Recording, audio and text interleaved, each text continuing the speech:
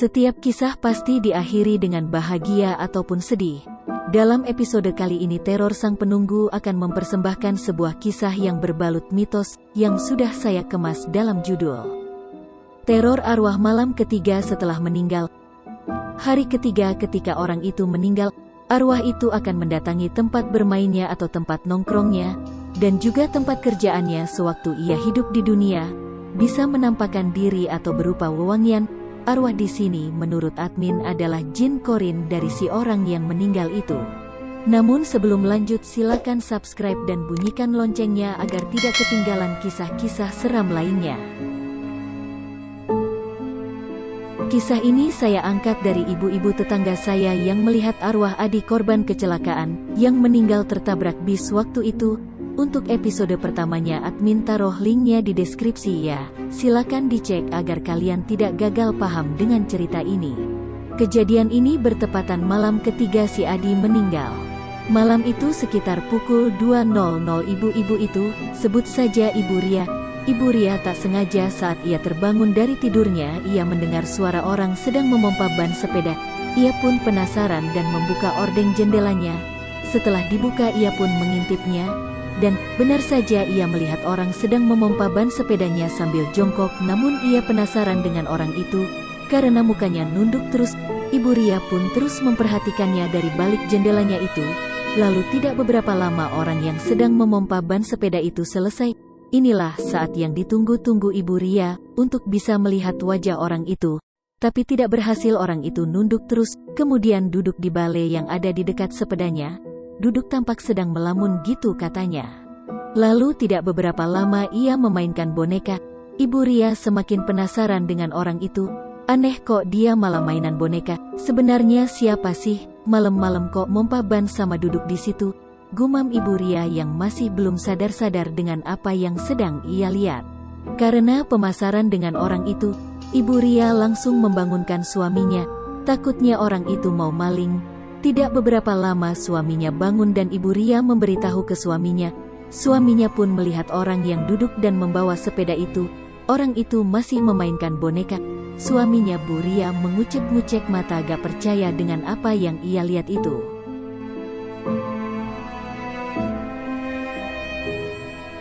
Dari sepeda dan bajunya sih, kayak si Adi anak tetangga kita yang kemarin meninggal itu, ujar suami Bu Ria. Ah yang bener Pak. Bu Ria masih gak percaya, mereka berdua masih mengintip dari jendela kamarnya itu. Wah iya, bener Bu, itu si Adi, yang kemarin meninggal kecelakaan itu Bu. Bu Ria dan suaminya langsung menutup ordeng jendela itu, dan kembali tidur. Keesokan harinya saya pulang dari lelekan itu, sekitar pukul 5.30 hari udah agak terang, dan udah banyak ibu-ibu yang pada beli sarapan. Ketika melintasi rumah Bu Ria, saya dikejutkan oleh penuturan suaminya yang semalam melihat arwah Adi di balai ini. Ibu Ria pun keluar dan ikut bercerita tentang apa yang ia lihat semalam. Ibu yang beli sarapan pun jadi pada ikut nimbrung membahas kejadian itu. Saya sebagai teman si Adi, juga membenarkan apa yang Ibu Ria dan suaminya lihat itu, bahwa memang benar dulu setiap mau bersepeda dengan saya si Adi suka nungguin di balai sini. Kadang ia juga selalu memompa ban sepedanya sebelum berangkat bersepeda. Sementara dengan boneka itu saya tidak tahu. Setelah saya cari, boneka itu ada di bawah balai itu. Boneka perempuan berambut panjang itu, mirip dengan boneka Susan gitu. Dan rumah yang dekat dengan lokasi duduknya Adi itu tidak ada yang kenal dengan boneka yang udah kumal itu. Akhirnya saya buang aja bonekanya ke tumpukan sampah, lalu dibakar agar tidak membuat teror lagi.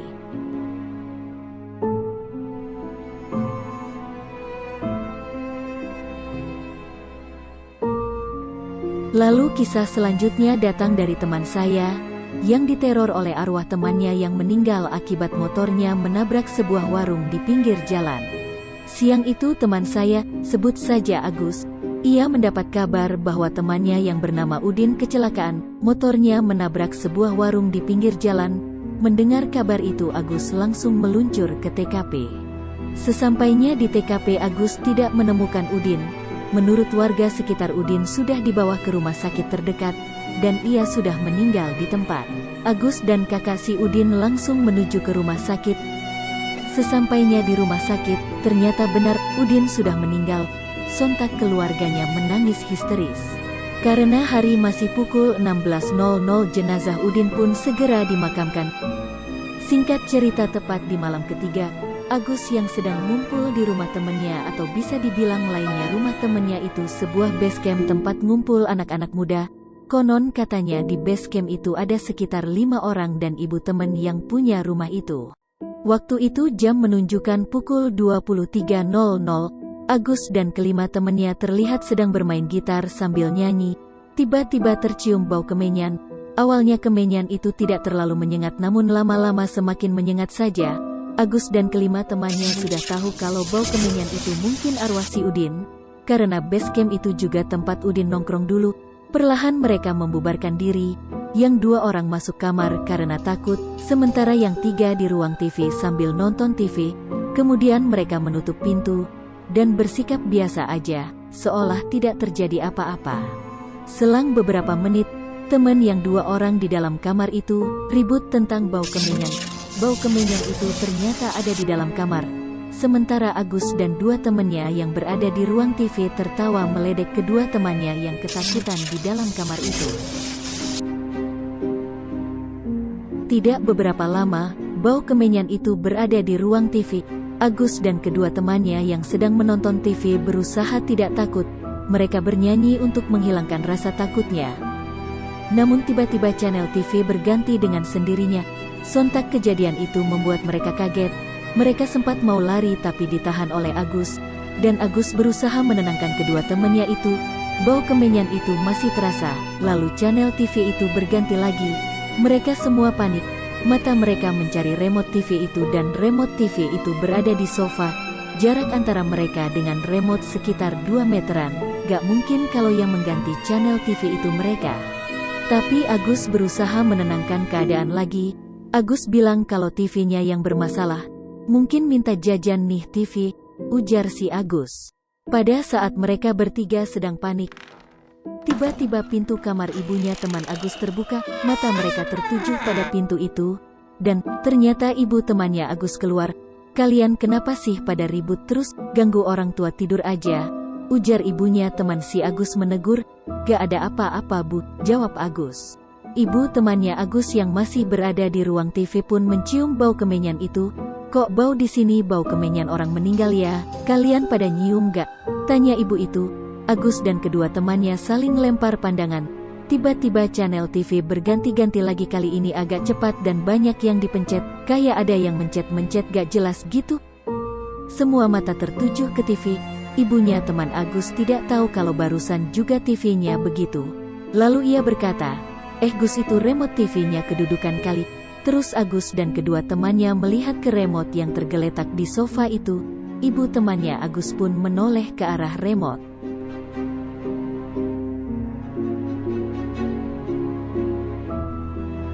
Remote-nya di sofa tapi TV-nya kok ganti-ganti sendiri ya? Itu kan TV baru gak mungkin rusak, ujar ibu-ibu itu. Dan tiba-tiba remote itu seperti terlempar ke lantai. Brak. Mata mereka saling menatap, suasana berubah jadi hening. Lalu ibu bilang, jangan-jangan ini arwah si Udin. Kemudian lari masuk kamar sambil teriak, sitaan. Agus dan kedua temannya juga lari masuk kamar. Di kamar kedua temannya terlihat sedang mengumpat di balik sprei kasur. Mereka perlahan membuka sprei dan ternyata bau kemenyan itu ada di kamar lagi. Agus dan temannya udah mulai pusing dengan bau kemenyan itu. Mereka bingung mau berbuat apa. Agus pun memberanikan diri dan bilang, Din, kalau emang ini kamu datang, tolong jangan datang ke sini lagi. Karena dunia kita sudah berbeda, kita di sini masih hidup sementara kamu sudah meninggal. Setelah itu Agus langsung menutupi tubuh dan mukanya dengan sprei lagi, sambil berdesakan mengumpat. Keesokan harinya, ibunya teman Agus membangunkan mereka. Agus dan kawan-kawannya bisa bernafas lega, akhirnya bisa ketemu pagi juga. Dan mereka masih gak percaya dengan kejadian semalam.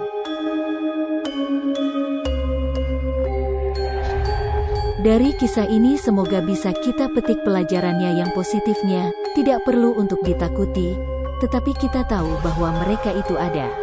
Karena setiap insan yang bernyawa memiliki 2 teman yang selalu menyertai setiap saat. Dua teman manusia itu disebut korin, satunya mengajak pada kebaikan, sementara yang satunya lagi menjerumuskan ke dalam kejahatan. Allah SWT menugaskan satu korin dari golongan malaikat dan satu korin dari golongan jin untuk menyertai setiap manusia. Nantikan episode selanjutnya ya sahabat, tetap di Teror Sang Penunggu.